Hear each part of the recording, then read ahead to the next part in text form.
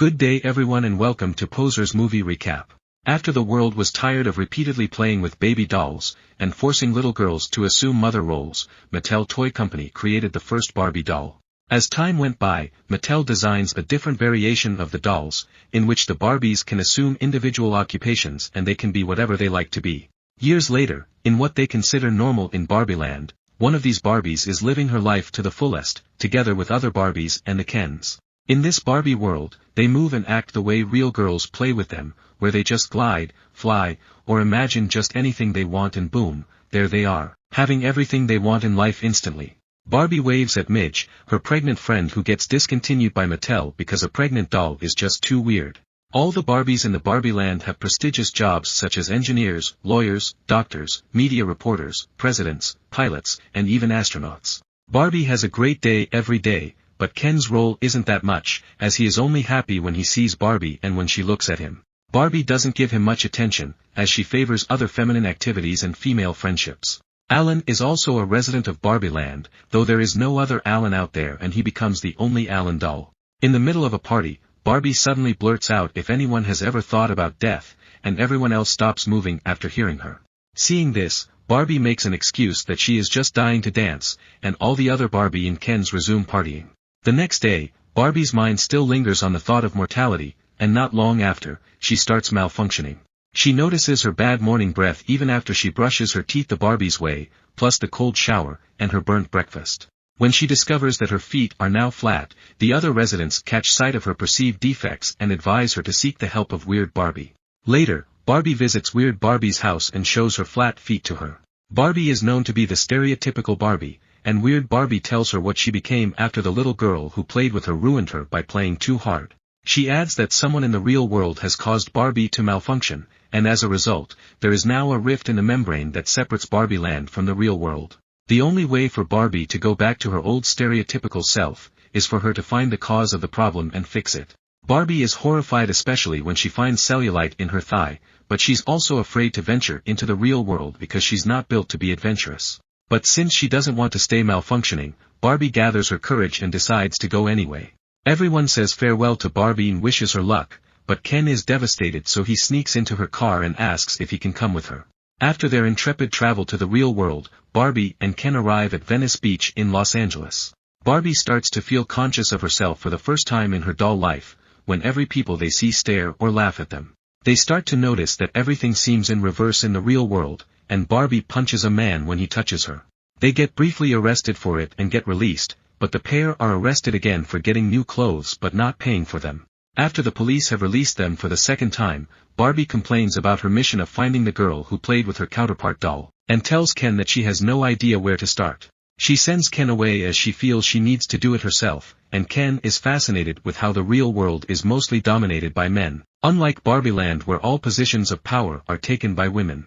Meanwhile, Barbie closes her eyes and watches the life of a girl who used to play with her doll self, until she grow up and stop playing with dolls. She cries as she takes a look at her life, and feels odd for feeling several emotions for the first time.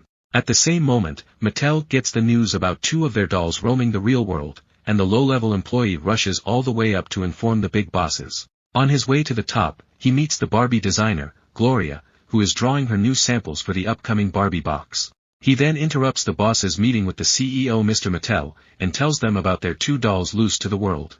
Mr. Mattel thinks that Barbie is just acting up like those Skipper dolls in the past, but still thinks that Barbie might cause chaos in the world.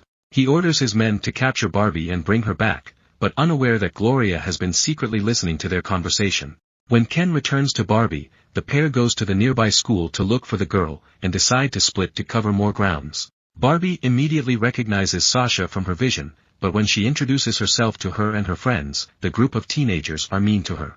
She accuses the Barbie dolls of setting the feminist movement back by 50 years, and that the dolls that were created for girls to play are the prime cause of women having body dysmorphia among other mental and physical issues. Barbie is hurt and tries to defend herself, but Sasha calls her a fascist, breaking her heart.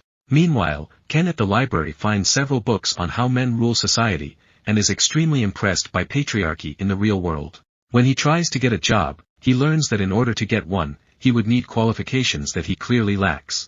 The Mattel security guys find Barbie crying on the street, and tell her that they are going to take her to Mattel's headquarters. When Ken sees Barbie with the Mattel guys, he figures that she'll be okay and decides to go back into the Barbie land on his own. Gloria drives to pick up her daughter Sasha at school, and when she sees Barbie being taken, she decides to follow them. When Barbie arrives at Mattel, Mr. Mattel welcomes her and tries to trick her into going inside the huge Barbie box. Barbie is curious though, so she asks several questions that confuse her and learns that the whole company is being run by men. She also finds it weird that Mattel is not interested in finding Ken, and before getting inside the box for remanufacturing, Barbie excuses herself to use the restroom. After she leaves the conference room, Barbie sneaks out to escape. Mr. Mattel and his men chases her, but the life-size doll evades her pursuers and eventually finds herself in Ruth's place, an old woman who nicely offers her a cup of tea. When she hears the men chasing her at the door, Ruth helps to find her way out of the building. As she runs outside, Gloria and Sasha ask her to get in their car, and manage to outchase the men following them. Barbie learns that it was actually Gloria who was playing with the doll, who inadvertently catalyzes her existential crisis when she experiments on how Barbie would look if she were like her. Barbie also realizes that it was the mother's memories she was having in her vision and not Sasha's. In those memories, Gloria has been sad and is having a tough time, which ultimately causes Barbie to malfunction. She then apologizes to them for what's happening to the real world because of the Barbie dolls, and Gloria answers that despite the imperfection of humanity, Barbie still serves as her inspiration. After losing their tail, Barbie decides to hide at Barbieland, and proceeds to magically travel to her home with Gloria and Sasha. Mr. Mattel and his men have followed them, so they can investigate what's going on at the Barbieland. When the trio reaches the Barbieland, Barbie finds that Ken has taken over her house, while the entire neighborhood has been turned into Kendom. Ken has patriarchy taking over their world, and the other Barbies have been brainwashed to become subservient to the Kens. The Barbies have set aside their old identities like doctors, Nobel Prize winners, and presidents when they start tending to the Ken dolls and their needs. The changes in Barbieland also reflects the real world, where people are clamoring by the newfound success of Ken dolls.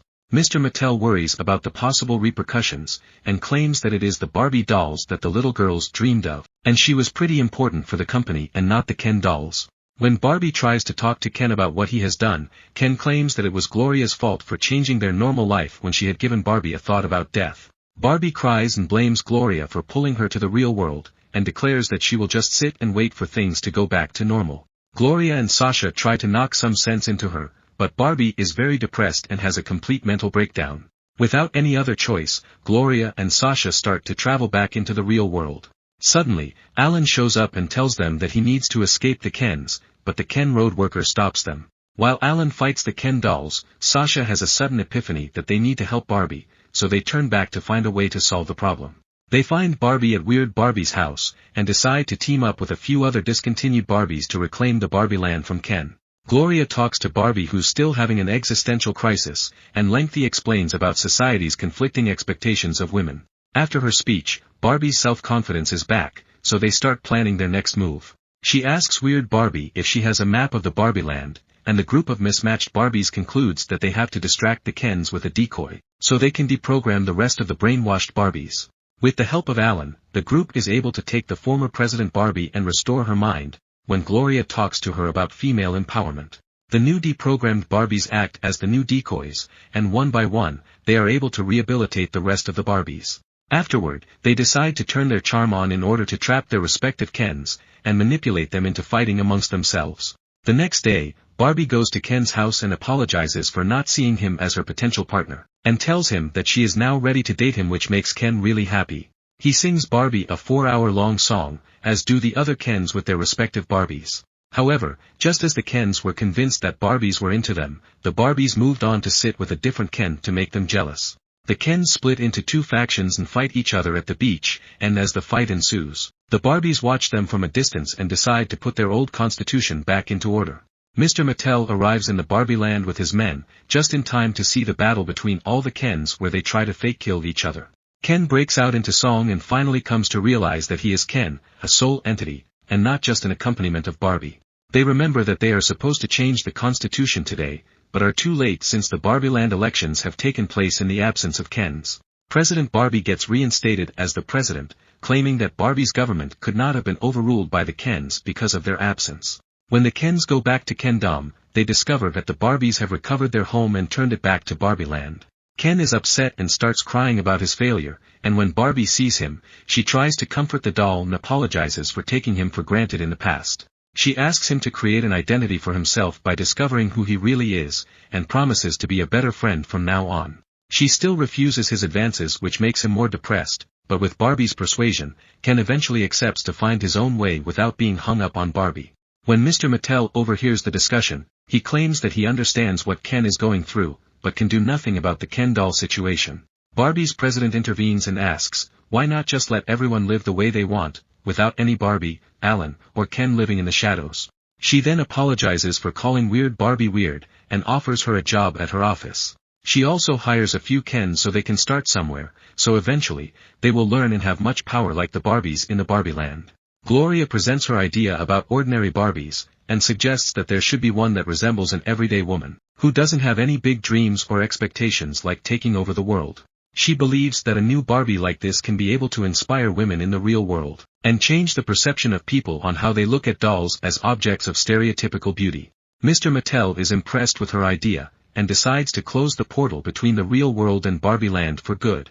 However, since Sasha has a newfound respect for Barbie, she asks Mr. Mattel to give her own happy ending. When the CEO asks her what she wants, Barbie is confused and undecided about how she would like to go with her life. Suddenly, Ruth shows up and reintroduces herself as Ruth Handler, the creator of Barbie dolls. Mr. Mattel comments that the old woman had died years ago, but her ghost keeps an office on the 17th floor of Mattel's building. Ruth claims that Barbie was named after her daughter Barbara, and tells Barbie that she should go on a path of self-discovery, to make her see what she would want to do with her life. Barbie goes back in time to see the history of women, and realizes that she no longer wants to live as an idea that comes out of someone else's mind. She expresses her desire to live as a human, and asks Ruth's permission to be one. Ruth answers that she doesn't really need her permission, because she just needs to understand and decide if that is what she really wants. All the Barbies and Kens bid her farewell as she goes, and takes up the name Barbara Handler in the real world. Gloria and her family help Barbie on her venture, and the first thing she does is go to her gynecologist like any other woman would. Subscribe to watch more videos like this. You can also hit the notification bell and like the video to help the channel out. Thank you.